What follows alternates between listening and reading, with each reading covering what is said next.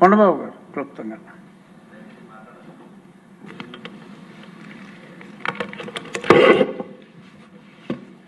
Sir, ఈరోజు ప్రవేశపెట్టినటువంటి ముఖ్యమంత్రి గారు కార్పొరేషన్ మేనేజ్మెంట్ మీద చాలామంది మాట్లాడారు.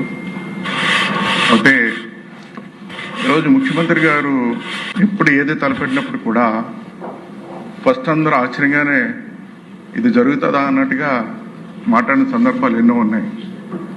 ఆయన విజన్ 2020 డాక్యుమెంట్ తయారు చేసినప్పుడు కూడా అట్లాగే కొంతమంది ఈ సాధ్యం అవుతుందా కాదా అని అన్ని మాట్లాడిన సందర్భాలు ఎన్నో ఉన్నాయి సార్. అది సాధ్యమైంది, మీ అందరికీ తెలుసు, ఈ రాష్ట్ర ప్రజలందరికీ కూడా. రాష్ట్రం విడిపోకుండా ఉండుంటే ఈ రాష్ట్రం మొత్తం, ఉమ్మడి ఆంధ్రప్రదేశ్ మొత్తం స్వర్ణ ఆంధ్రప్రదేశ్ 2025 నాటికి అయ్యి ఉండేది. మనం విడిపోవడం వల్ల హైదరాబాదు ఎక్కడికి వెళ్ళిపోయింది, డెవలప్ అయింది అంతా సంగతి తెలిసిపోయింది. అది వారి ఆలోచన. ఈరోజు ప్రపంచవ్యాప్తంగా దీన్ని ముందుకు తీసుకెళ్లే రోజు వస్తుంది. ఈ రోజు నేను చెప్పానంటే మన నాయకుడు ఏదైతే మన పార్టీని స్థాపించారో, స్వర్గీయ ఎన్టీ రామారావు గారికి 11 మంది పిల్లలండి, 11 మంది ఆయనకి. ఆ రోజుల్లో మా తాతగారి దగ్గర నుంచి మా నాన్నగారి దగ్గర నుంచి చూస్తే, పూర్వం ఎక్కడన్నా మా పెద్దవాళ్ళ సంబంధాలకు వెళ్ళినప్పుడు పెద్ద కుటుంబం ఎక్కడుంటే అక్కడ పిల్లలు ఇచ్చేవారండి.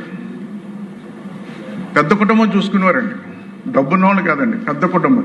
ఎక్కువ మంది కుటుంబం ఉన్న వాళ్ళకే పిల్లల్ని ఇచ్చేవారండి. ఎందుకంటే అక్కడ పిల్లల్ని ఇస్తే వాళ్ళందరూ ఎక్కువ మంది ఉన్నారు, బాగా బతుకుతుంది. ఇప్పుడేమో ఒక్కరున్న వాళ్ళకే పిల్లల్ని ఇస్తున్నారు, రివర్స్ అయిపోయింది, అట్లా అయిపోయిందండి. కానీ ఈరోజు ఏదైతే మన పార్టీ స్థాపించిన మన నాయకుడు ఎన్టీ రామారావు గారు ఏదైతే 11 మంది పిల్లలు ఉన్నారని ఈరోజు, ఆ రోజు మనం అనుకుంటున్నాము తాతమ్మ కళ సినిమా మళ్ళీ రిలీజ్ చేయాలి, ఆయన ఇదే థీమ్ ఉంది అందులో. అదే ఈరోజు మన నాయకుడు ఏదైతే ఆయన అంతమంది పిల్లలు కారణం ఆయన స్థాపించినటువంటి వ్యవస్థ, ఈరోజు అదే మన పార్టీలో మనం ఉన్నాం.